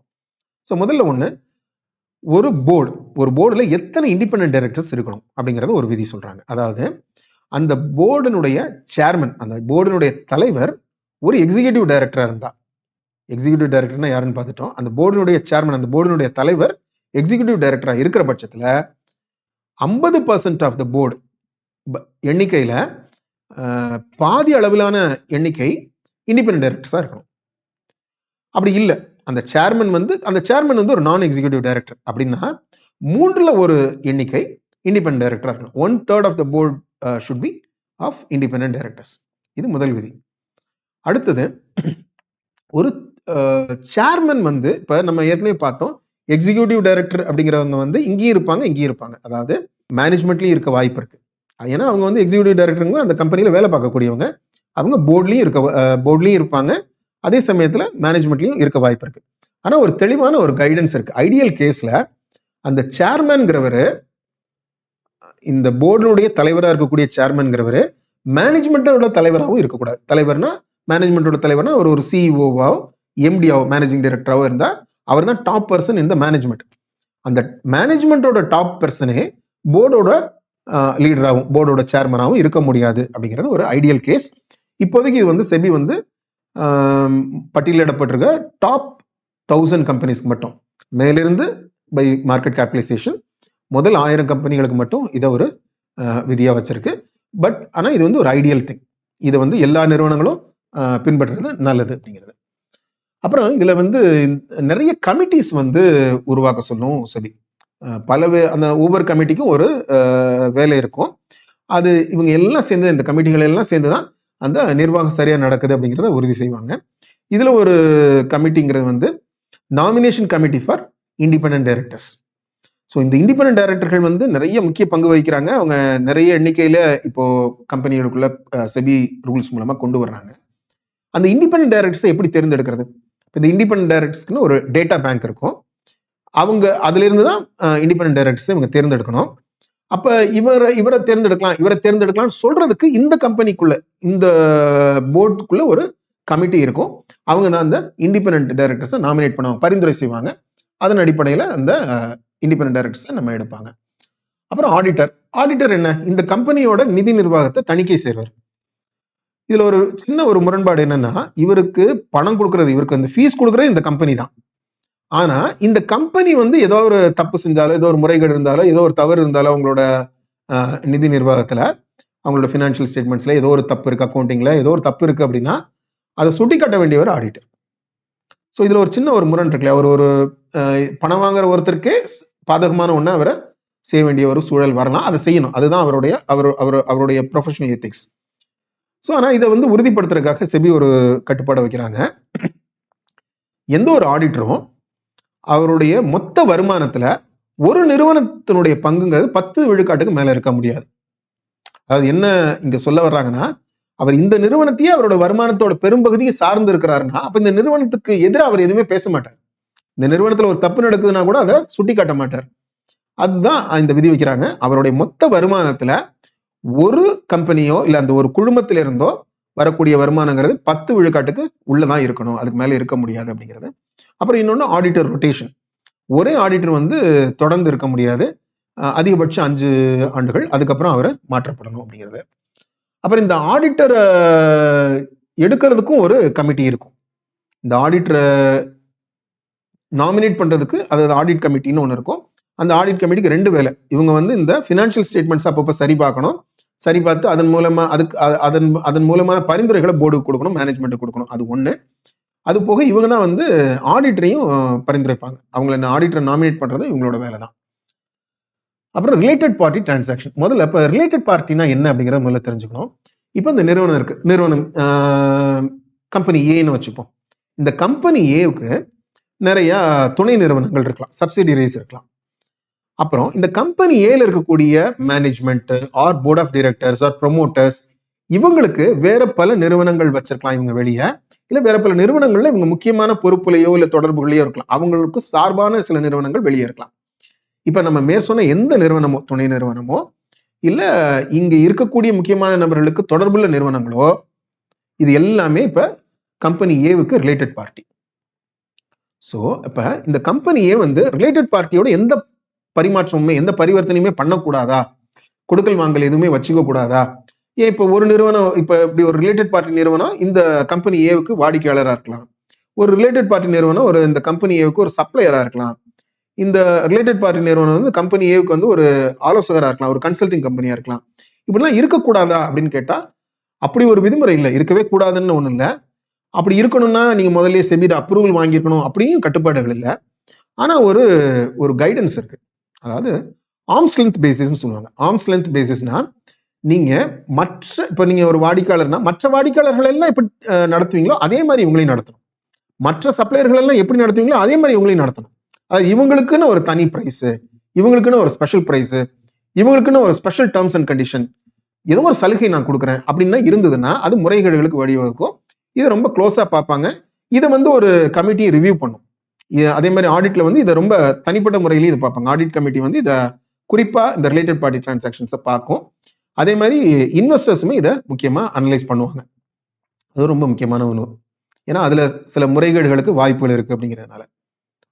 அப்புறம் ரெமுனரேஷன் கமிட்டின்னு ஒன்று இருக்கு. ரெமுனரேஷன் கமிட்டி என்ன பண்ணும் அப்படின்னா, இப்ப இந்த டாப் மேனேஜ்மெண்ட் போர்டில் இருக்கக்கூடிய டைரக்டர்ஸ் இவங்க எல்லாருக்குமே சம்பளம் இருக்கு.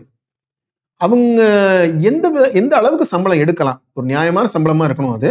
ஏன்னா அவங்க தான் இந்த கம்பெனியை உருவாக்குறாங்க, வளர்க்குறாங்க. அவங்களோட திறமையை வச்சுதான் பங்குதாரர்களுக்கு லாபம் கிடைக்குது, லாபம் உருவாக்கப்படுது. ஆனா அதே சமயத்துல இது நியாயமானதா இருக்கும். இப்போ வந்து இப்படி பார்ப்போமே, அந்த கம்பெனியில பெரும்பகுதியான வருமானத்தை இவங்களே எடுத்துடுறாங்க அப்படின்னா சம்பளங்கிற பேர்ல அந்த நிறுவனத்துக்கான லாபம் குறைஞ்சிரும்.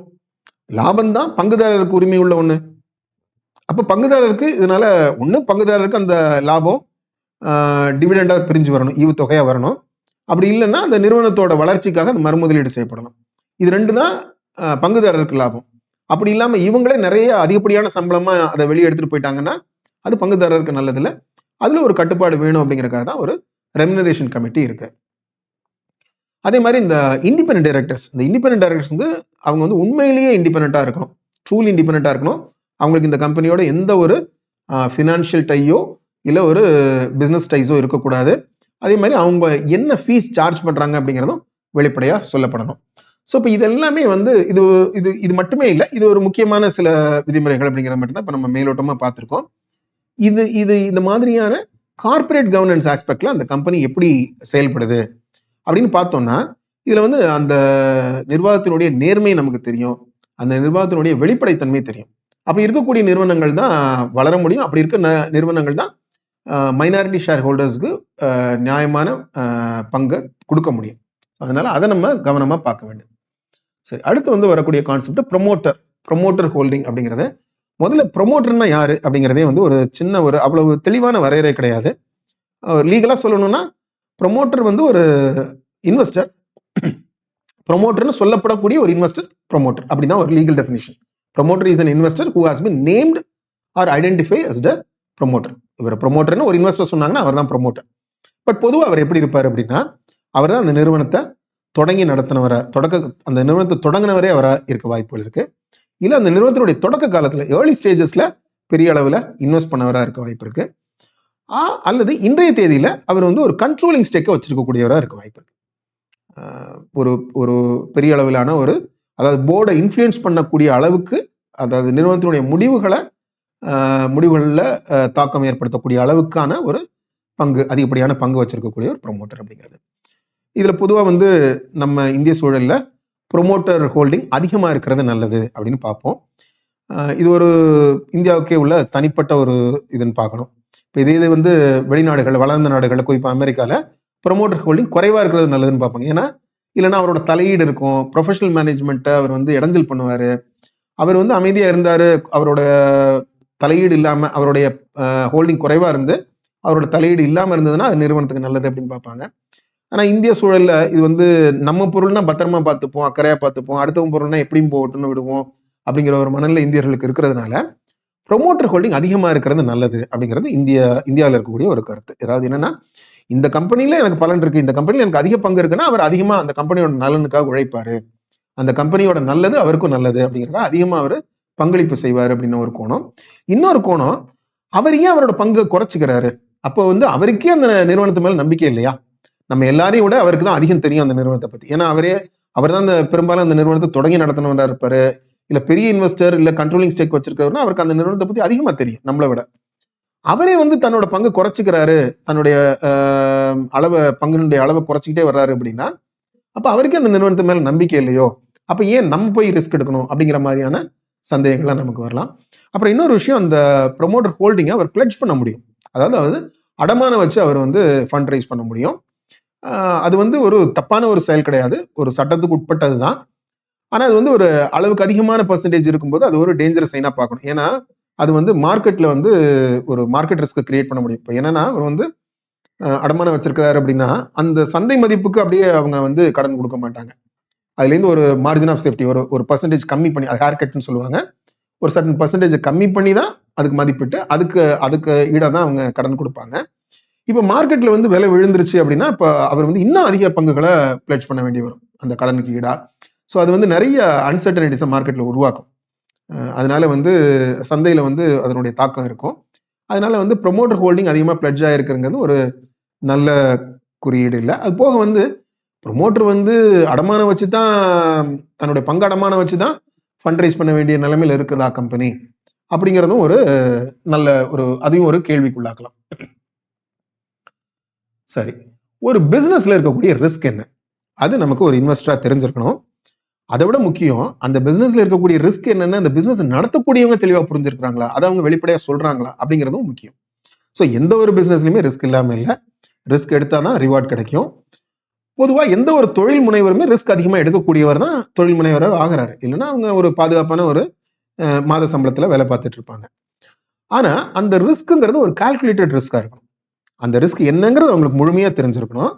அந்த ரிஸ்க்ல நம்ம எவ்வளவு தாங்க முடியும் அப்படின்னு தெரிஞ்சு ஆழந்தெரிஞ்சு காலை விடுறவங்களா இருக்கணும். அதுதான் பாதுகாப்பான ஒண்ணு. இப்போ ஒரு கம்பெனியோட ஆனுவல் ரிப்போர்ட்லயோ இல்ல ஒரு கான்கால்லயோ ஒரு ப்ரொமோட்டர் வந்து இந்த கம்பெனில ரிஸ்கே இல்லை அப்படின்னு அவர் சொல்றாருன்னு வச்சுப்போமே, இந்த தொழில எங்களுக்கு ரிஸ்கே இல்லை, இந்த எதுவுமே இல்லை அப்படின்னு சொன்னா அது வந்து ரொம்ப ஆபத்தான ஒண்ணு. அது ஒரு அறியாமைன்னு தான் சொல்லணும். எந்த ஒரு கம்பெனிலுமே ரிஸ்க் இல்லாம இருக்கவே முடியாது. ஸோ அப்படி ஒருத்தர் சொல்றாருன்னா அது ரொம்ப மேம்போக்கா இருக்கு, அவர் என்ன ரிஸ்க் இருக்குன்னே தெரியாம இருக்கிறாரு. அப்ப அந்த மாதிரியான நிறுவனங்கள்ல நம்ம போய் முதலீடு பண்றதுங்கிறது ரொம்ப ஆபத்தானது. பட் அதே சமயத்துல என்ன ரிஸ்க் இருக்கு, அந்த ரிஸ்க்கு என்ன நாங்க பாதுகாப்பு நடவடிக்கைகள் எடுக்கிறோம், இந்த மாதிரி நடந்ததுன்னா எங்கள்கிட்ட என்ன பிளான் இருக்கு அப்படின்னு அந்த ரிஸ்க் சரியா புரிஞ்சு அந்த ரிஸ்க் மிட்டிகேஷன் பிளானும் இருக்கக்கூடிய மேனேஜ்மெண்ட்டை நம்ம அதிக மதிப்பு அவங்களுக்கு கொடுக்கலாம். சரி, அடுத்து வந்து கிரெடிட் ரேட்டிங். கிரெடிட் ரேட்டிங் அப்படின்னா என்னன்னா, ஒரு நிறுவனத்துக்கு எவ்வளவு கடன் கொடுக்கலாம், இவங்களை நம்பி கடன் கொடுக்கலாமா கொடுக்க கூடாதா அப்படின்னு சொல்லி நிறுவனங்கள், தேர்ட் பார்ட்டி ஏஜென்சிஸ் அவங்கள மதிப்பீடு செய்யறாங்க. நிறைய இன்டர்நேஷனல் ஏஜென்சிஸ் இருக்கு. இந்தியாவை பொறுத்த வரைக்கும் கிறிசல், இக்ரா இவங்கெல்லாம் முக்கியமான நிறுவனங்கள். ஸோ இப்போ இவங்க என்ன பண்றாங்க அப்படின்னா, இந்த நிறுவனம் கடனை வாங்கினா திருப்பி கொடுக்குற நிலைமையில் இருக்கா, இவங்களோட ரீபேமெண்ட் கெப்பாசிட்டி எப்படி இருக்கு அப்படின்னு அளவிட்டு தான் இந்த கிரெடிட் ரேட்டிங் கொடுக்குறாங்க. இது யாருக்கு முக்கியம்? அந்த நிறுவனத்துக்கு கடன் கொடுக்கக்கூடிய ஆட்களுக்கு தான் முக்கியம். அந்த நிறுவனத்துக்கு கடன் கொடுக்கக்கூடிய வங்கிகளா இருக்கலாம், இல்லை இந்த நிறுவனம் வெளியிடக்கூடிய கடன் பத்திரத்தை வாங்கக்கூடியவங்களா இருக்கலாம், அவங்களுக்கு தான் இது முக்கியம், இந்த கிரெடிட் ரேட்டிங். அது ஆனா நல்லா பாத்தீங்கன்னா இது வந்து நம்ம ஒரு ஈக்விட்டி இன்வெஸ்டருக்கும் இது ஒரு நல்ல ஒரு அந்த நிறுவனத்தை மதிப்பிடுறதுக்கான ஒரு கருவியா இருக்க முடியும். என்னன்னா, ஒருத்தர் கடன் கொடுக்கறதுக்கே தயங்குறாரு, அந்த நிலைமையில் அந்த நிறுவனம் இருக்கு, ரீபேமெண்ட் கெப்பாசிட்டி டவுட்ஃபுல்லா இருக்கு அப்படின்னா அந்த இடத்துல நம்ம ஏன் போய் முதலீடு செய்யணும்? ஏன்னா அந்த நிறுவனத்துல முதல் உரிமை கடன் கொடுத்தவருக்கு தான் இருக்கு. அந்த நிறுவனம் வந்து ஒருவேளை வந்து அந்த நிறுவனத்தை லிக்விடேட் பண்றாங்க, வைண்ட் அப் பண்றாங்க அப்படின்னா முதல்ல வந்து கடன்காரருக்கு தான் உரிமை இருக்கு. ஸோ அதே மாதிரி இதுலயுமே வருமானத்திலுமே பாத்தீங்கன்னா முதல்ல வந்து வட்டி கட்டியே ஆகணும், கடன்காரருக்கு முதல்ல காசு கொடுத்தே ஆகணும். அது போக மிஞ்சினது லாபம், அந்த லாபத்துல தான் பங்குதாரருக்கு உரிமை இருக்கு. அப்போ நமக்கு முன்னாடி இருக்கக்கூடிய ஒரு ப்ரிவிலேஜ் பொசிஷன்ல இருக்கக்கூடிய ஒருத்தரை யோசிக்கிறாருன்னா அப்ப நம்ம அதிகமா யோசிக்கணுமா இல்லையா? அதுதான் வந்து இதனுடைய அடிப்படை. ஸோ கிரெடிட் ரேட்டிங் அப்படிங்கிறது அந்த நிறுவனத்தை பத்தி புரிஞ்சுக்கிறதுக்கு நமக்கு நல்ல ஒரு வழியா இருக்கும். அதே போல இந்த கிரெடிட் ரேட்டிங் கம்பெனி சும்மா வந்து ஒரு நம்பர் மட்டும் கொடுத்துட மாட்டாங்க. பொது வழியில அதுதான் கிடைக்கும். ஆனா அவங்க வந்து ஒரு முழுமையான ஒரு ரிசர்ச் ரிப்போர்ட்டும் கொடுத்துருப்பாங்க. ஏன் இவங்களுக்கு இந்த கிரெடிட் ரேட்டிங் கொடுக்குறோம், என்னென்ன ரிஸ்க்குகளை நாங்க இதுல பாக்குறோம் அப்படிங்கிறது கொடுப்பாங்க. அது நமக்கு ஒரு முதலீட்டாளருக்கு ரொம்பவே உதவியா இருக்க முடியும். அந்த ரிப்போர்ட்டுகளுக்கு உங்களுக்கு ஆக்சஸ் இருக்க முடியும். பணம் கட்டினா கிடைக்கும். அந்த ரிப்போர்ட்டுகளை அவங்களால படிக்க முடியும் அப்படின்னாக்க அந்த நிறுவனத்தை பத்தி புரிஞ்சுக்க, நிறுவனத்தை பத்தி மட்டும் இல்ல அந்த இண்டஸ்ட்ரி பத்தியுமே புரிஞ்சுக்கிறதுக்கு ரொம்ப ரொம்ப அருமையான ஒரு அனாலிசிஸா இருக்கும். அப்புறம் இன்னொன்னு, ஒரு நிறுவனம் வந்து ஒரு புவர் கிரெடிட் ரேட்டிங்ல இருக்கு. அந்த கிரெடிட்டிங் ஏஜென்சிஸ் ஏதோ சில கன்சர்ன்ஸ் சொல்றாங்க, இந்த விஷயங்கள்லாம் கவலை அளிக்கிறதா இருக்கு, அதனால உங்களுக்கு கம்மியான கிரெடிட் ரேட்டிங் கொடுக்குறோம்னு சொல்லியிருக்காங்க அப்படின்னா, அதுக்கப்புறம் அந்த கிரெடிட் அந்த கம்பெனி வந்து அந்த கமெண்ட்ஸுக்கு ஏதாவது ரியாக்ட் பண்ணுதுன்னு வச்சுப்போம்.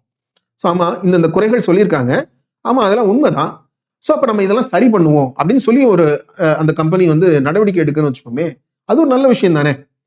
அப்ப அது ஒரு முன்னேறக்கூடிய ஒரு மனப்பாங்குல இருக்கு. அந்த நிறுவனம் வளரவும் வாய்ப்பு இருக்கு. அவங்களோட குறைகளை திருத்திக்கிட்டு அவங்க இன்னும் வளர்றதுக்கான வாய்ப்புகள் இருக்கு. அதை நம்ம வந்து ஒரு நேர்மறையான ஒண்ணு, ஒரு பாசிட்டிவான ஒரு ஆஸ்பெக்டாவும் நம்ம பார்க்க முடியும். அடுத்து நம்ம பார்க்கக்கூடியது இஎஸ்ஜி ஃப்ரேம் ஒர்க். இது வந்து ஒரு கம்பெனி அனாலிசிஸ்க்கான ஒரு இப்ப சொல்ல போனா ஒரு லேட்டஸ்ட் ட்ரெண்ட்னு சொல்லலாம். இஎஸ்ஜி அப்படிங்கிறது என்னத்தை குறிக்குது அப்படின்னா, என்வாயன்மெண்ட், சோஷியல், கார்பரேட் கவர்னன்ஸ். அதாவது சுற்றுச்சூழல், சமூக பொறுப்பு, அப்புறம் நம்ம ஏற்கனவே பேசின நிறுவன மேலாண்மை அல்ல நிறுவன நிர்வாகம். இதை எப்படி இந்த நிறுவனங்கள் திறம்பட செய்யுது அப்படிங்கிறது மூலமா ஒரு கம்பெனியை அனலைஸ் பண்றது இது ஒரு அப்ரோச். இப்ப பெரும்பாலும் பாத்தீங்கன்னா வளர்ந்த நாடுகளில் இருக்கக்கூடிய முதலீட்டாளர்கள் இது ஒரு முக்கியமான ஒரு அளவீடா பாக்குறாங்க. குறிப்பா ஒரு ஃபாரின் போர்ட்ஃபோலியோ இன்வெஸ்டர்ஸ்க்கு இது வந்து ஒரு முக்கியமான ஒரு சாதகமான ஒரு அம்சமா இருக்கும். இந்த கம்பெனியோட இஎஸ்ஜி நல்லா இருக்கு அவங்களோட அப்படின்னா அவங்க வந்து அந்த கம்பெனில முதலீடு செய்யறதுக்கு விரும்ப வாய்ப்பு இருக்கு. ஸோ இப்போ ஒன்னா ஒரு மேலோட்டமா பார்ப்போம். ஒரு என்விரான்மெண்ட் அப்படிங்கும் போது இந்த நிறுவனத்தினுடைய செயல்பாடுகள் சுற்றுச்சூழலுக்கு எந்த விதத்துல பாதிப்பு குறைவா ஏற்படுத்தக்கூடியதா இருக்கு, இல்ல எந்த அளவுக்கு சுற்றுச்சூழலுக்கு சாதகமானதா இருக்கு, சுற்றுச்சூழலுக்கு நன்மை செய்யக்கூடியதா இருக்கு. ஒன்று அவங்களோட செயல்பாடுகள், இல்ல ஒரு உற்பத்தி நிறுவனம் அப்படின்னா அவங்களோட ப்ரொடக்ஷன் வந்து பொல்யூட் பண்ணல, நிறைய மாசு உண்டாக்கல, சுற்றுச்சூழலை பாதிக்கல அப்படிங்கிற ஒண்ணு. இல்ல இந்த நிறுவனத்தினுடைய செயல்பாடே வந்து சுற்றுச்சூழலுக்கு சாதகமான ஒண்ணு இருக்கு. இப்போ ஒரு சோலார் எனர்ஜி சம்பந்தப்பட்ட ஒரு நிறுவனம்னா அது வந்து சுற்றுச்சூழலுக்கு சாதகமான ஒண்ணா இருக்கு, சுற்றுச்சூழலை மேம்படுத்தக்கூடிய ஒண்ணா இருக்கு. ஸோ இந்த ஒரு அம்சத்தை பார்க்கறது. அப்புறம் வந்து சோஷியல் அப்படிங்கிற ஆஸ்பெக்ட் வந்து ஏதோ ஒரு விதத்துல இந்த நிறுவனம் வந்து சோஷியல் டெவலப்மெண்ட்டுக்கு பங்களிப்பு செய்தா, அந்த நிறுவனம் இருக்கக்கூடிய பகுதியில அது எந்த ஒரு அம்சமா இருக்கலாம், எந்த ஒரு சமூக இதா இருக்கலாம், ஒரு ஹியூமன் ரைட்ஸ், இல்ல ஜெண்டர் ஈக்குவாலிட்டி, இல்ல ஏதோ ஒரு எஜுகேஷன் டெவலப்மெண்ட், ஏதோ ஒரு விதத்துல சமூகத்துக்கு பங்களிப்பு செய்தா, அது வந்து ஒரு நல்ல அப்படி ஒண்ணு இருக்கிற கம்பெனிக்கு இவங்க அதிக மதிப்பு கொடுப்பாங்க. கடைசியா ஒண்ணு நம்ம ஏற்கனவே பார்த்த கார்பரேட் கவர்னன்ஸ், அந்த நிர்வாகத்தினுடைய வெளிப்படைத்தன்மையும் நேர்மையும் எப்படி இருக்கு, எந்த அளவுக்கு அது திறம்பட நிர்வகிக்கப்படுது அந்த நிறுவனம் அப்படிங்கிறது. ஸோ இதன் அடிப்படையில வந்து முதலீடு செய்யக்கூடிய சில பேர் இருக்கிறாங்க. ஆனா இப்ப நம்ம இது வரைக்கும் மேலோட்டமா பார்த்தோம்னா நமக்கு ஒண்ணு தோணலாம், அப்ப இது வந்து ஒரு நிறுவனங்கிறது லாபத்துக்காக இயங்குது, நான் அதுல பங்குதாரரா போய் முதலீடு போறேன்னா அந்த நிறுவனம் லாபம் சம்பாதிக்குமா இல்லையா, அவன் நல்லவனா கெட்டவனாங்கிறது அடுத்த பிரச்சனை. இது வந்து இது இப்ப நீங்க பேசக்கூடிய இந்த இஎஸ்ஜிங்கிறதே வந்து ஒரு எத்திக்கல் விஷயமா இருக்கு. இது ஒரு நல்ல விஷயம், சமூகத்துக்கு செய்ய வேண்டிய ஒரு நல்ல விஷயம் அப்படிங்கிற மாதிரி இருக்கே ஒழிய லாபத்துக்கு தேவையான விஷயங்கிற மாதிரி இல்லையா. இப்ப ஒரு சின்ன ஒரு முரண்பாடு இருக்கே அப்படின்னு பார்க்கலாம். அதுல என்ன சொல்றாங்க அப்படின்னா, ஆமா ஷார்ட் டேர்ம்ல அப்படி இருக்கலாம், பட் லாங் டேர்ம்ல இது வந்து லாபத்துக்குமான காரணமா இருக்கலாம் அப்படிங்கறது சொல்றாங்க. ஒரு நிறுவனம் இருக்கு, அவங்களோட ப்ராசஸ்ங்கிறது வந்து ஒரு பொல்யூட்டிங் ப்ராசஸா இருக்கு. அப்ப அதை வந்து அவங்க வந்து அதை குறைக்கணும் அப்படின்னா இவங்க வந்து அதுக்கு ஒரு பிளான்ட் போடணும், ஒரு எஃப்ளூயன்ட் ட்ரீட்மெண்ட் பிளான்ட் போடணும், ஒரு கழிவு நீரை சுத்திகரிக்கக்கூடிய ஒரு அமைப்பு உருவாக்கணும் அப்படின்னா அது அவங்களுக்கு வந்து அதிக செலவு. அப்ப அந்த அளவுக்கு அந்த செலவு போகுது அப்படின்னா அந்த அளவுக்கு அவங்க லாபம் குறையும். இதெல்லாம் வந்து குறைவான காலகட்டத்தில் ஒரு தற்காலிகமான ஒரு ஷார்ட் டேர்ம்ல இருக்கக்கூடிய ஒரு டிஸ்அட்வான்டேஜஸ் அப்படின்னு தான் பார்க்கணும். ஆனா இதே விஷயம் அவங்களுக்கு லாங் டேர்ம்ல பெனிஃபிட்டா போக முடியும். ஒரு கம்பெனியோட ப்ரொடக்ஷன் ப்ராசஸ் வந்து என்விரான்மெண்டல் ஃப்ரெண்ட்லியா இருக்குன்னா அதோட அர்த்தம் என்ன அப்படின்னு பாத்தீங்க அப்படின்னா அவங்களோட ப்ராசஸ் எஃபிஷியன்டா இருக்கு, அப்ப அவங்க குறைவான பவர் கன்சம்ஷன் பண்றாங்க, அப்ப அது வந்து செலவுகளை குறைக்க முடியும். அப்ப அவங்களுக்கு வந்து ஒரு பிரைசிங்ல அது ஒரு அட்வான்டேஜ் கொண்டு வர முடியும். அதே போல ஒரு நிறுவனம் வந்து சோஷியல் வெல்ஃபேருக்காக கான்ட்ரிபியூட் பண்றாங்க அப்படின்னா அப்ப அந்த கம்பெனிக்கு ஒரு நற்பெயர் உண்டாகும், ஒரு குட்வில் உண்டாகும். அந்த குட்வில் அந்த நிறுவனத்துக்கு பல விதத்துல பயன்பட முடியும்.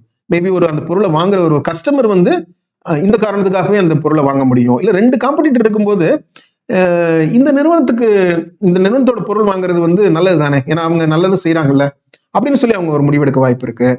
இது எல்லாமே வந்து அந்த லாங் டேர்ம்ல இந்த நிறுவனத்துக்கு சாதகமா இருக்க முடியும். அதை வச்சு எடுக்கக்கூடியதான் இந்த இஎஸ்ஜி அனாலிசிஸ். அந்த இஎஸ்ஜி பேராமீட்டர்ஸ்ல அந்த நிறுவனம் எப்படி இருக்கு, சிறப்பா செயல்படுதா இல்லையாங்கிறது. இப்போதைக்கு இதுல வந்து ஒரு பெரிய ஒரு கட்டுப்பாடுகள் எதுவும் இல்லை. ஆனா செபி இப்போ வந்து ஒரு அட்வைஸ் மட்டும் கொடுத்துருக்குது. என்னன்னா பிஆர்எஸ்ஆர் ரிப்போர்ட், அதாவது வந்து business responsibility and sustainability report அப்படிங்கிற ஒண்ணு இந்த டாப் 1000 லிஸ்டட் கம்பெனிஸ்க்கு மட்டும் பண்ண சொல்லியிருக்கு. அதாவது என்னன்னா ஒரு இஎஸ்ஜி டிஸ்க்ளோஷர், நாங்க இந்த இஎஸ்ஜி விஷயங்கள்ல நாங்க என்னென்னலாம் பண்றோம் அப்படின்னு சொல்லி ஒரு அறிக்கையா கொடுக்க சொல்லியிருக்கு.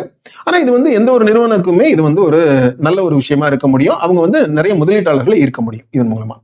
சரி, இப்போ கம்பெனி அனாலிசிஸ்க்கு எங்கெங்க இருந்து நமக்கு தரவுகள் கிடைக்கும் அப்படின்னு பார்த்தோம் அப்படின்னா, of course annual report, quarterly report, conference call transcript. Conference கால்ங்கிறது அந்த நிறுவனம் வந்து முதலீட்டாளர்களோட நடத்தக்கூடிய உரையாடல். அதனுடைய ஒலி வடிவிலையும் கிடைக்கும், வரி வடிவிலையும், அது எழுத்து வடிவத்திலையும் கிடைக்கும். அதை நம்ம பார்க்கலாம். இன்வெஸ்டர் ரிலேஷன் இதெல்லாமே வந்து அவங்களோட வெப்சைட்ல இருக்கும். அந்த கம்பெனியோட வெப்சைட்ல நிறைய தரவுகள் கிடைக்கும். அப்புறம் அந்த டாப் மேனேஜ்மெண்ட் அவங்க கொடுக்கக்கூடிய இன்டர்வியூஸ்ல இது கிடைக்கும். இது போல பல ரிப்போர்ட்ஸ் அவங்க வந்து செபிக்கு மீடியா கொடுக்கக்கூடிய ரிப்போர்ட்ஸ், அதே மாதிரி பல இண்டிபெண்டன்ட் அனலிஸ்ட் கொடுக்கக்கூடிய ரிசர்ச் ரிப்போர்ட், இது எல்லாத்துலயும் அந்த கம்பெனியை பத்திய தகவல்கள் நமக்கு கிடைக்கும். அதை நம்ம கம்பெனி அனாலிசிஸ்க்கு பயன்படுத்திக்கலாம்.